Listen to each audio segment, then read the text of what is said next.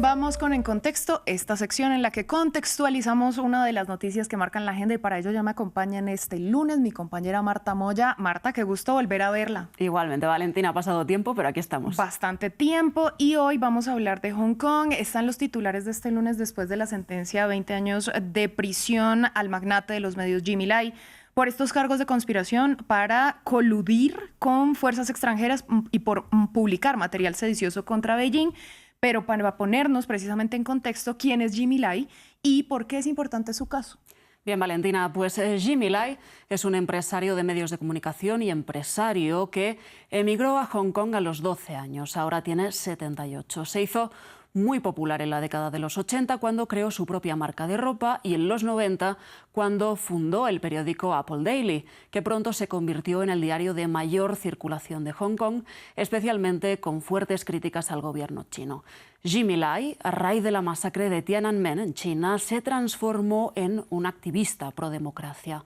Financió movimientos y campañas opositoras y usó sus medios de comunicación para hacer esta campaña contra el Partido Comunista Chino, al punto que en 2020 fue detenido y catalogado como enemigo público para Beijing. Hoy, después de una pugna judicial de un lustro, ha sido, como decías, Valentina, condenado a 20 años de cárcel, que con su edad de facto es una condena a muerte. Así defendía el fallo judicial el gobierno de Xi Jinping y sus aliados en Hong Kong. Según las leyes de Hong Kong, Jimmy Lai es chino y no reconocemos la doble nacionalidad. Al ser chino y haber cometido un delito en Hong Kong, China, cumple su condena en Hong Kong, China. Es una medida muy lógica. Su caso no tiene nada que ver con la libertad de prensa. De hecho, los acusados han utilizado el periodismo como pretexto para perjudicar a nuestro país y a Hong Kong a lo largo de los años. Ante todo, quisiera señalar que Jimmy Lai es ciudadano chino. Jimmy Lai es uno de los participantes de una serie de actividades antichinas que han buscado desestabilizar Hong Kong.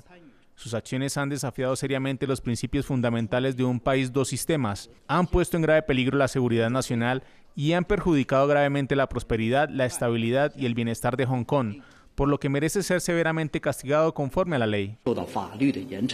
Marta, entre las autoridades chinas hay consenso a favor de esta sentencia, pero en la comunidad internacional el consenso va en la otra dirección.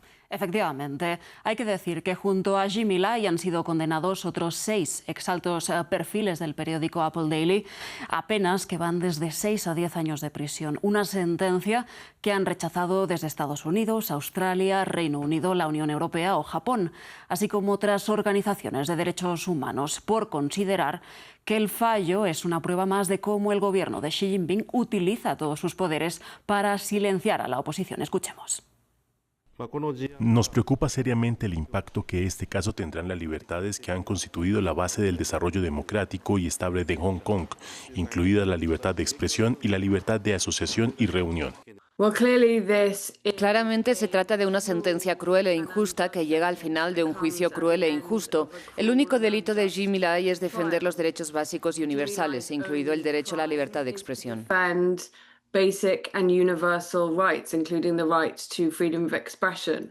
Esta condena es otro sombrío hito en la transformación de Hong Kong, una ciudad que era gobernada por el Estado de Derecho, en una gobernada por el miedo. Encarcelar a un hombre de 78 años por no hacer nada más que ejercer sus derechos muestra un desprecio total hacia la dignidad humana.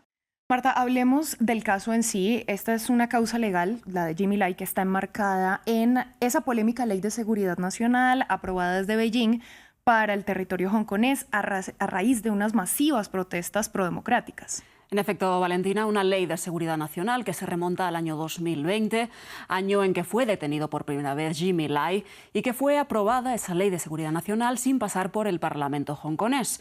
Una legislación cuyos objetivos esenciales son restaurar la estabilidad y prevenir la secesión y la subversión. Consta de 66 artículos esa ley y abarca 4 delitos principales, como decía, secesión, terrorismo, subversión y colusión con fuerzas extranjeras. Una de las características clave es que la ley tiene jurisdicción extraterritorial, o sea que es aplicada no solo a residentes en Hong Kong, sino también a extranjeros. Y se instauró a raíz de esas masivas protestas de un año antes, en 2019, que iniciaron en un primer lugar contra la extradición de sospechosos a China continental y ya después se transformaron en una movilización pro democracia, uno de los movimientos prodemocráticos más masivos del siglo XXI, en el que participó Jimmy Lai, pese al malestar de Beijing. Escuchemos. Hong Kong es una sociedad regida por la ley. No es un paraíso donde no existe la ley. La libertad de prensa no es una carta de impunidad y no existe ningún derecho extralegal para las personas que son antichinas y provocan disturbios en Hong Kong. Marta, vamos más allá. Anteriormente estábamos escuchando al portavoz del Ministerio de Exteriores chino hablar del principio de un país, dos sistemas. Ahondemos un poco más en esta idea que es crucial pues, para entender el caso de Jimmy Lai en el contexto hongkonés. Totalmente, Valentina. Pues el principio de un país, dos sistemas es una idea que se remonta a los años 80, cuando el entonces presidente chino, Deng Xiaoping, afirmó que sería bueno que Hong Kong, que era una colonia británica entonces, tuviera un sistema económico y administrativo diferencial respecto a China continental. En 1997, Hong Kong se independiza de la colonia británica y bajo una declaración conjunta sino-británica se conforma este principio con una validez de 50 años, o sea que expira en el año 2047. Hong Kong entonces mantuvo su propio sistema, moneda, política fiscal y economía capitalista, y China continental controla, eso sí, la defensa y las relaciones exteriores. En principio, la ley hongkonesa garantiza la libertad de expresión, reunión, manifestación o de prensa, pero estos preceptos se han visto mermados desde esta ley de seguridad nacional.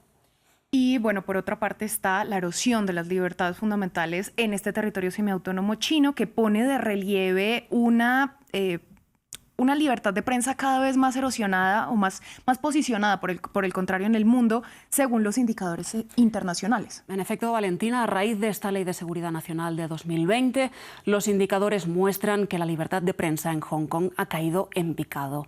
En 2025, Reporteros Sin Fronteras, que calificó al territorio anteriormente como un baluarte de la libertad de prensa, ahora pone a Hong Kong en el puesto 140 de 180 países, con 8 periodistas actualmente detenidos, entre ellos Jimmy Lai, una situación marcada especialmente por el cierre de medios independientes como el Apple Daily, que junto a otros cierres más pequeños generaron el despido de más de 800 periodistas en los últimos años.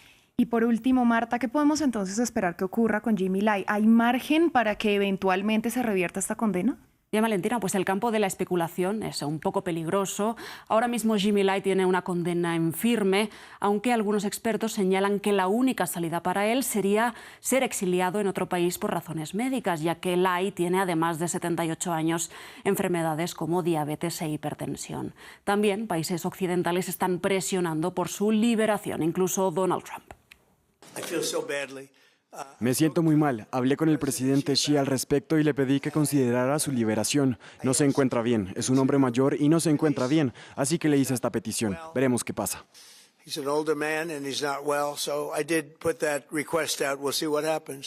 Valentina, pues veremos, ¿no?, si en la próxima reunión prevista entre Trump y Xi Jinping el tema de Jimmy Lai o la libertad de expresión en China está sobre la mesa de cara a las relaciones bilaterales también entre las dos superpotencias del mundo. Igual llama la atención que Donald Trump abogue por la libertad de prensa cuando en su país no la defiende del todo, pero bueno, vamos a ver qué pasa. Marta, muchas gracias por toda esta ampliación. A ti, Valentina, gracias. A ustedes.